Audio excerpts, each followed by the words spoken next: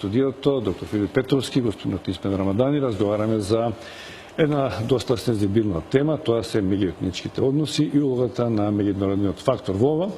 Господин Петровски, во првиот дел од вашето излагање вметнавте вториот дел од насловот на оваа емисија, дека можеби зад ова, ако не станува збор за дил за кој што говореше Исмет Рамадани, дека зад ова може да стои некој странски фактор, ако добро ве парафразирав. Ќе можете и да појасните на што мислите и на кого мислите кога го велите тоа? Знаете што, на 23 февруари имаше една голема паника во македонскиот парламент за да се одложат изборите на 24 април, бидејќи нели требаше се распушти парламентот на 24 февруар, ден потоа. И се правеше многу сериозен обид да се направи ново парламентарно мнозинство, да се соберат 62 пратеника надвор од пратениците на ВМРО-ДПМН, за да се одложат изборите и на некој начин да се изврши можеби и насилна смена на власта. Не се определија на варијанта да зборуваат за ново мнозинство и да речеме избор на премиер од коалицијата што тој ден се правеше обид да се формира, туку само за да се одложат изборите на 24 април, но се тестираше нов распоред на сили, бидејќи еден од водците беше Павле Трајанов, но тој не е во власта. Тој е во власта. Тој не е во власта. Тој во власта има заменик министер. Тој не е во власта.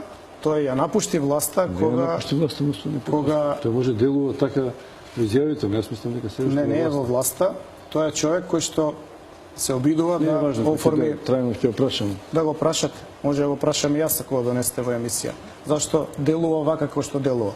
Но не само тој, туку и Лиле Поповска и СДСМ заедно со двете албански партии во собранието. За жал, нивна, а за среќа на Македонија не успеа да соберат 62 пратеника и вечерта мораше да се преговара од страна на странскиот фактор, вие добро знаете кој беше во седиштето на ВМРО, да се одложат изборите. Кој?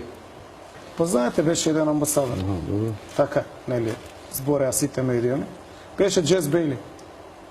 Значи, не успеа да го оформат тоа мнозинство, така што мораше да се потпрат на гласовите кои што ги има ВМРО. Меѓутоа, ВМРО тогаш побара одредени гаранции, бидејќи Заев не е човек кој што може да ги даде гаранциите, затоа што ги менјава нон-стоп своите ставови.